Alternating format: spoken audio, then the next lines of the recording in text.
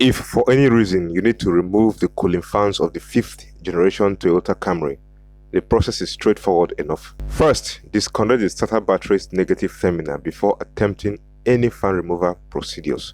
In my case, however, the starter battery was already out because of a related matter I was already attending to. On the upper part of the fan case, you will find an electrical connector that powers the fans. You simply need to release the clip to free the system. Done with the release, 3 10mm bolts hold the fans in the body of the vehicle. These need to be unscrewed. With the 10mm bolts out, the upper radiator hose is what you need to unclamp with a plier to create room for the fans to come out. The upper radiator hose will naturally contain coolant, so if you need to reuse the coolant for whatever reason, it will be a smart idea to drain it out before unclamping and removing the hose. Once the hose is out of the way, you will be able to easily lift the fans up and out of the engine bay.